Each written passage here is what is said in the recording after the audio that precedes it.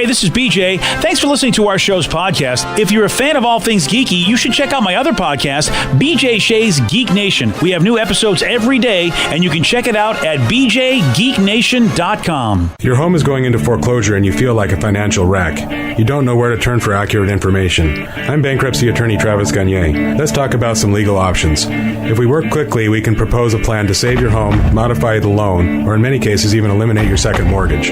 The consultation is free. I've helped hundreds of people just like you make informed decisions about whether to save their home or exit it on a reasonable, organized timeline. The chapter you choose sets the tone for the next chapter of your life. Please contact me today at choosetherightchapter.com. That's choosetherightchapter.com. 99.9 KISW, The Rock of Seattle. That's a cool story. A 101-year-old World War II vet in Pittsburgh. His name is Andrew. And he was interviewed about what he believed his key was to living a long life. Awesome. I always love these because they always involve doing things that aren't healthy. You're absolutely right. You know, and it gets, especially, I mean, especially the people that eat whatever food they want to eat and they look like they weigh nothing. Yeah. You know, like, well, you don't weigh anything and you're over 100 years old. And you're 110. What's the key to life? Whiskey and pork rinds. Yeah. Well, you're going to love Andrew because his key is that every day at 4 o'clock, he has a Coors. The silver bullet. The silver bullet. Every day at 4 o'clock, he pops silver bullet for the silver fox, man. Yeah. Of course, Coors heard about this, and they were like, all right, we got to get this guy out, give him the grand tour. So they invited him and his family out to Golden, Colorado to have one at the brewery, you know, part of his daily celebration. And here's Andrew talking about his love for Coors Light. Every day at 4 o'clock, yes. So we may miss a half hour or so, but we still get our 4 o'clock beer and sort of a good flavor. And I just enjoyed it. I loved it. I just loved to drink it, that's all. And I was mowing my lawns. At about 4 o'clock, I was finished with the lawn. I'd have my Coors Light. That's when it hit the spot. That's almost like a medicine. Oh, I love this guy. Yeah. Wow. If it wasn't the fact that he'd probably break his hip, I'd invite him to be a part of our hockey team. Yeah. Because Coors Light is the official... Oh, is it? It's not the official sponsor, but it's the official thing we get for our hockey guys. How hasn't Coors invited you guys out? Oh, because it's you guys. Yes. Yeah, that's right. They have a certain standard, BJ, that they want to uphold. This guy would be a better spokesperson for Coors Light than the donkeys. Yeah, that's a very good point. Plus, they want the brewery to actually be intact once you guys leave. Right. They don't want us to drink all the profits. That is awesome. You know, man, that's the way to live. The guy found, because if you can find a way to reward yourself at the end of a long day, because he said he was, mowing his lawn. Yep. Every day around 4-ish. Yeah. I like that part, because that means at 4:20, maybe he might even, 4:20. Well, I get stoned at 4:20 and crush a Coors Light. You know somebody here in Washington State. It may not be today, but soon there'll be a 101-year-old. They'll interview from Washington State, and they'll probably say, well, every day at 4:20, I lit up a fatty, and that's why I'm 101 years old. Right? Absolutely. I mean, it's got to happen, and I don't think that. I think that's just as cool. Did you have one too many Coors Lights this weekend, man? Your voice sounds like it's gone through a ringer. Yeah, no. What happened to you? There was no drinking. I just there was a lot of yelling and a lot of staying up way too late playing board games at the convention. Yelling in a positive way? Like, yeah, I won. We're yelling as in, you sunk my battleship, you D. I actually had a gentleman get up from the board game table, call me a sore loser, and walk out. Shocking. This guy is me. Yeah. That's my spirit animal. Yeah. That's why I stopped playing poker. Yeah. Yeah. He really got that mad. Yeah, well, and Rev, I think, and Vicky know the game, and Danny does too. The game is a social deduction game called The Resistance, and so there's a lot of and a lot of conversation. Why I don't play this game with you anymore. Yeah, my gosh, I know. It's my favorite to play with him. Yeah, social deduction, social deduction, that too, and social seduction. Yeah, Is that a band? Yeah. Mike Ness in that band. Yeah. Was Mike Ness there? Was it Mike Ness that got mad at Mike Ness got up from the table, and So were you just giving him a hard... Were you mad and doing your usual, I can't believe this guy's in and I'm not? that you ever did that to me in a poker game. Yeah. No, you're absolutely right. I play very much as a performer because if you rattle people, right, it helps you win the game. I tell people up front though, hey, look, and yeah, he was a new guy. We're very inviting, we're very inclusive, but then the new people get very overwhelmed when they play this game with us. I got to imagine that it's a culture shock to play in a game with you when you don't know that's the type, because you're upfront about it. You like to talk nonstop. That's part of your strategy, and anything that you do that's a game involved. But if you don't know it, man, that's got to be a mind F. Yeah, you don't know it until you experience it, and then you're just blown away. Right. We can talk about this all we want on the air, but until you experience BJ in a board in a game situation, you don't understand it. Right. Yeah, and it's not just like a regular board game like Monopoly where you're playing by yourself. You're playing on a team. It's on my weekend up. Yeah. So if I'm just playing a regular board game where I'm just playing for myself, I'm a lot nicer because that's different, But this is a team game, and if we had we had 5 people on our team and 4 people on the other team. Oh, you already had the upper hand. Yeah. Well, you kind of do. Here's the thing: the people in the majority don't know anything. The people in the minority know everything. So that's where you balance it out. It's a social deduction game. I know that, BJ. Now he called me a sore loser. Here's the thing: he called me a sore loser, but we were both on the same team. We were both losers. Oh my gosh. So wait, so your own team gave up on you? Well, he was mad that I was upset that we lost. And I'm like, and he's like, you're a sore loser. I go, you're right, I'm a sore loser. But I'm like, you're a loser like me. You're a loser and I'm a loser. It's not like you're the winner and I'm mad at you for winning.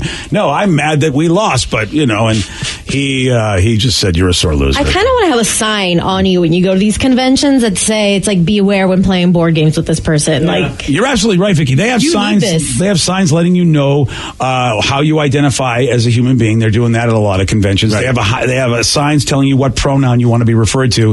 I need a sign that says, don't talk to this guy if you don't want to get yelled at. It's just going to say, BJ, I identify as a nonstop S-talker. Yes. Be prepared. I was thinking instead of identifying you, it's more to shame you, like when they shame animals. Oh, thank you, Scarlet Letter. Why? You're welcome. Because I see it on the internet. People shame their cats and dogs when they do something bad with like a little thing hanging around their neck. Sign. So when BJ starts talking, you can just spray him with a water bottle? Yes. Oh, yeah, get the law. Okay. His eyebrows will come off. You know what? I need, you guys, of course, you who have played this game, at least Danny is somewhat on my side. But Danny's on your side because he's said nothing so far. I like playing the game, but I like playing the game because I'm the kind of the Steve of the game. I just like to throw grenades in. I don't say anything. Just walk away and watch it all implode. Yeah, I just make the whole game implode. And BJ gets so mad. It's like, I don't understand why you're doing this. Like, I don't either. It's great. Oh my gosh! Yeah, you're his. That's why BJ hates playing poker with me for that same reason. Why'd you go all in on that? All you had was a 2, not even a pair. I just wanted to stop playing, and then I won because people didn't think they thought I had more than I did. Yeah, see, and I can't. You know what? I can't argue with that. Every once in a while, you know what I mean. Every once in a while, fate will favor the idiots. I mean, no, Steve, fate will favor. I made it to the final table. Yeah, you did once, no doubt about it. Yeah. So wow. And I stayed up. Let's see. So we get up at 4 a.m. on Friday. Yes. I stayed up till 2 a.m. on Saturday. It's a 22-hour day. Yeah. Then I came back at 10 a.m. Okay. Stayed up till 4:30 in the morning the next day. Wow, hardcore. Which would be yesterday, and game till 6 o'clock last night. So did you get anything out of this, like a trophy or something? Oh no, I just love it. Okay, I didn't know if there was like a tournament. It was like a tournament or something. I don't know. This game usually people play late night. They like to all do other stuff, and then eventually late at night people go, all right, let's gather around and do this crazy. I've kind of got a reputation of being a crazy person, so everybody in the game community goes unfairly. I'd like to say. So everybody goes, look, you haven't experienced con life, is what they're calling it, until you either A, play in a game if you're brave enough, or B, at least observe a game of this resistance game. Brave enough. With BJ, who's out of his mind. I guess it's a good call on that one. You haven't experienced con life until you've gotten BJ'd. Yeah, exactly. People are all like, I can't wait for this. This sounds like a great convention, not realizing the BJ is you. Yeah, and I love the game so much. It is my favorite game, so I really get into it. And I try to be I try to be nice before the game and tell everybody what's going on and everything, so that they don't take anything personally. But that's the part I don't get. Unfortunately, this guy did, and I could have been nicer. Yeah, but I don't get it. You go into it, you're playing a game, you're doing all this, you kind of preface it. I mean, in the grand scheme of things, it's a game. If you win or you lose, it's just a board game. So I don't understand why the guy's getting so worked up that he walks off in a hissy fit. Here's the thing. I felt like I had a reason why I wasn't liking this guy so much. He was kind of irritating me, but it still doesn't give me a reason to be. What was the reason? Well, he just kept, he made it difficult for me to organize the game. He started he treated one of my friends a little condescendingly. There's a thing called mansplaining. Have you heard that? I never heard that. Can you mansplain to me what mansplaining is? Well, I just want to make sure. It's a relatively new term. That's why I asked. But, right. And so one of my friends, she's quiet, but she's really, really good at this game. And he's just like, have you played this before? Do you know what you're doing? Trying to be and I'm looking at him going, you're new to our table. We invited you. We don't even know who you are. Come on. Why are you being this guy? Why, So I already sort of had it in. And unfortunately, we were on the same team. And, I feel like I know what I'm doing. And I didn't think he played the right way to help us win. So I said, hey, buddy, I don't know, but, blah, blah, blah. Oh, and geez. Yeah, he played like I was not on his team. And he was the one guy in the game that knew everybody who was on his team. Usually it doesn't happen for my team, but he was that one guy that got to know, oh, yeah, you're all on my team. He fought with me the whole time. Mm-hmm. And I'm like...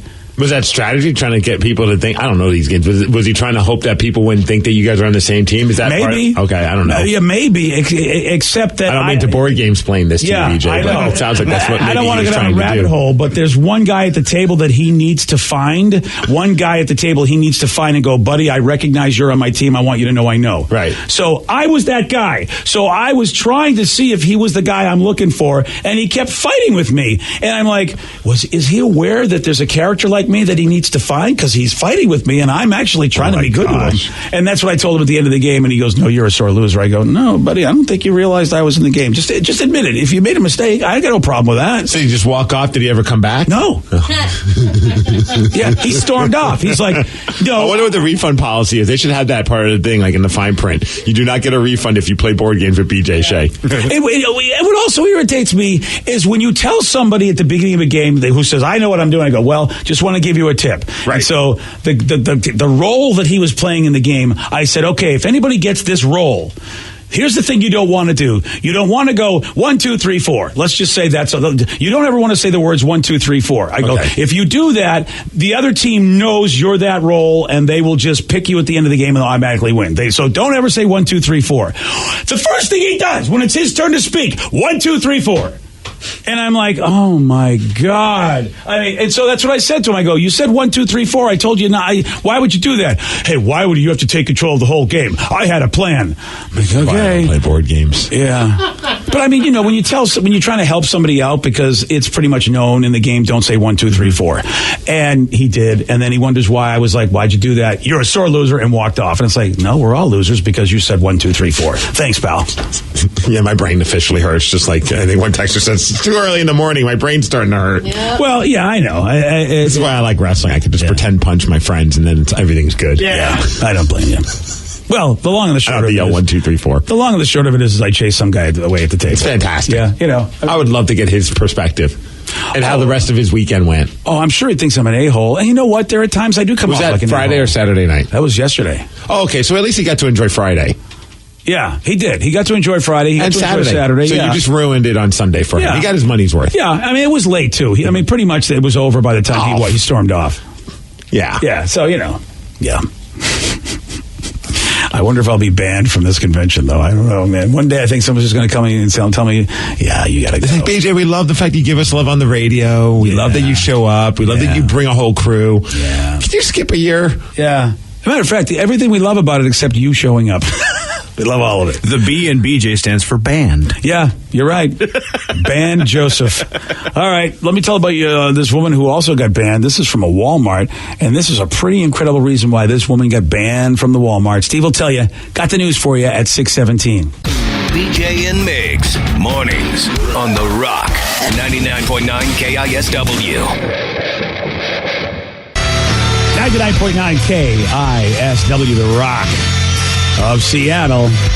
Most fifth graders have a better grasp of the English language. Unfortunately, there aren't any available this early in the morning. This is News with Steve Miggs. Well, thanks, guys. Thanks to Beacon Plumbing, Heating, and Mechanical. And today is a day I think we could all get around, unless you're vegan. Happy National Hot Pastrami Day. Let's go on over to Tag's and eat a pastrami sandwich. Oh, yeah. Or the old marketplace right by our old station, by the Rebar. Oh, dude, those so good. Best pastrami sandwiches. Either one of those. Good choices. Yeah. And it's also National Dress Up Your Pet Day. Yeah. So Perfect. I need to go through all my old pictures of Lulu the Warrior Princess on Instagram and maybe make a nice collage. Oh, nice. Yes. Steve, I was wondering, can we have a moment of silence on National Pastrami Day? Because What happened? we lost Goldberg's in Factoria. Oh, I'm glad I got to eat there once. Yeah. Yeah. I walked by and I couldn't believe it. Was like, I can't believe they're gone. I mean, they were so good. Really good. And I just love the vibe there because you felt like you walked into an old school deli or diner, sorry. Yeah. And it just had that vibe with like the booths and how everything was all set up. Great service there, great food. But shame on you, East Siders, for not letting that place stay alive. I agree with you. Blood is on your hands, BJ. Yeah. Pastrami blood. Yeah. All right, let's move on. Let's talk about this woman who just got banned from a Walmart, and this could be the greatest reason why ever. The cops in Kansas, they got a call on Friday morning saying, hey, you need to come to Walmart. Something's going on in our parking lot. Oh, boy. The employees say that there was a woman who was driving one of their motorized shopping carts around the parking lot for at least 2.5 hours while drinking wine. There we go. Out of a Pringles can. Drinking wine out of a Pringles can. Yeah, so she had to eat all the Pringles. Oh. She needed a wine glass. Sarah, remember this next time you're getting ratchet on the weekends. Yeah. If you need a wine glass, crush a can of Pringles, like those little small, probably party-sized ones. Oh, exactly, Or yeah. personal-sized ones. That's awesome. That's living. By the time the cops got there, she was already gone, but they found her at a restaurant nearby. She wasn't arrested, but she did find out from the officers that she is now officially banned from Walmart. Wow. Like, it's already pretty awesome that she's just driving around in one of those carts for a couple of hours in the parking lot. It's also great that she's wine drunk, but the best part is that she's drinking the wine out of a Pringles can. She does really sound like a party. Yes! Yeah. I mean, I think you should invite her and I both to your house, play some board games while she's riding around in that Walmart cart. See what happens from there. There's a 37-year-old guy named Melvin. He's from Florida, and, well, he's in a little bit of trouble with the cops because they pulled him over for having windows that were too tinted. That wasn't the big issue. Like, hey, we need to look in your car. Oh, you have 40 grams of cocaine in your car. Oh. So they were taking him to jail, and he did what any normal person would do while they're in the back of a police car. He started eating the seat of the police car. Oh, well, you get hungry back there, Steve. They don't have snacks. I've often said they need snacks there. Maybe some Pringles and a bottle of wine. He was eating chunks out of the seats. The cops finally realized what he was doing. He did about $1,000 in damage. Yeah. I mean, he could have just taken him to McDonald's and saved a couple bucks. That's for sure. But those cop car seats are tasty. I've heard that cocaine doesn't make you hungry. No, it doesn't. Not at all. I'm so surprised he did something that a high person would do. Or maybe he doesn't use the drugs, he just sells the drugs. Oh, well, that'll get you hungry, too. Yes. I suspect he might have been a little high. NFC Conference Championship games are all set for next Sunday. Yeah. So this is what happened over the weekend. Kansas City beat Indianapolis 31-13. The Rams beat Dallas 30-22. The stupid Patriots beat the Chargers 41-28. Screw you, Joe. Jeez, beat the Chargers. They annihilated. Right? I love Tom Brady afterwards. Like, yeah, I know you all think we suck, but we don't. It is funny. I mean, that was funny. I get he's got a bit of a chip on his shoulder, so when they rolled the way they did. And then the Saints beat the Eagles 20-14. So now you have the Chiefs taking on the Patriots in the AFC and the Rams taking on the Saints in the NFC. Yeah. Go Chiefs. Is this the 8th straight? That's all I can say. Is this the 8th straight conference championship for the Patriots? That's insane, dude. 8 years in a row. That's an embarrassment to the AFC. How is that possible? Great coaching and Tom Brady. I mean, they're head and shoulders the best, and you can't say it. Eight conference championships. Speaking of the Kansas City Chiefs, I don't know if you guys were watching the game. I don't know what this play is. Maybe it's some kind of a blind pass or something along those lines, because if you were listening, you might have heard Patrick Mahomes yell Helen Keller as a play. What? In the game against the Colts. 3rd down and 6. Liz. Helen Keller. They did yell Helen It was Keller. either Hell or Keller, but I think it's Helen Keller. I feel like that's what it was. Is it a no-look pass? That's what I'm thinking. He has that blind pass. You think his blind pass is called Helen Keller? No, Yes. he can't be saying Yes, that. Why I not? absolutely believe Because it. That's then the greatest thing ever. What are is Helen Keller going to be offended by this? No. I'm not so much offended, but then... Oh, it's a giveaway. Yeah. Could it really be that? That would be the greatest thing ever. Okay. I mean, would that really be his blind pass call? Or because he's known for his blind passes, does he say that to make the other team think that's what he's going to do? Oh, I like this. See, I like this. Reverse psychology. Meta. Yes. Well, I don't know, man. Just for that alone, I'm rooting for the Chiefs to go far. I want to hear more Helen Keller plays. Do you think anybody outside of people in New England are going to be rooting for the Patriots? No. Everyone's rooting for the Chiefs. As they should. And my son. And I sure hope your son comes in sad next week.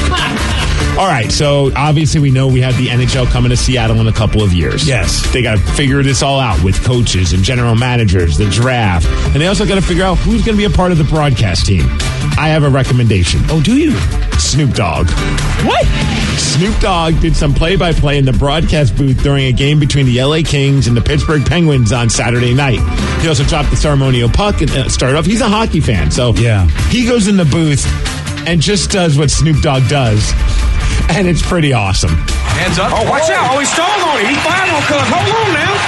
Oh, get it cracking then. Let's go. Drop the sticks, man. Let's get cracking, man, to the middle of the rink. Let's go. Number 3 wanted. I like that. Who was number 3 for us? Dion foot up. Dion, go get cracking, Dion. Yeah, go get him, Dion. Move, Dion. Get out the way. Go get him. Still jarring with him. Old chirping. Okay, right. I like that. So when they do get into a competition like that, the referee has the sole control power to say, y'all not going to fight, right? They can tell you that. You don't have to listen. Well, they listen right there. Yeah. See the big boys get in, the linesmen. Those guys have the toughest job. Okay, all right. So that was just mushing going on. It was more mushing than fighting. Face wash. Okay, all right. Those gloves are stinky. That's why I love this sport, man. That's why I love this, because you got to be 100% man to play this, man. Yeah. Sign him up, Seattle. Okay. Our new play-by-play guy, Snoop Dogg. I don't usually hear him speak that fast. He was pretty jacked. Yeah, he was jacked. Yep. That was pretty awesome. Speaking of NHL in Seattle, I just want to give a quick shout out to the office and the people that work over at NHL Seattle.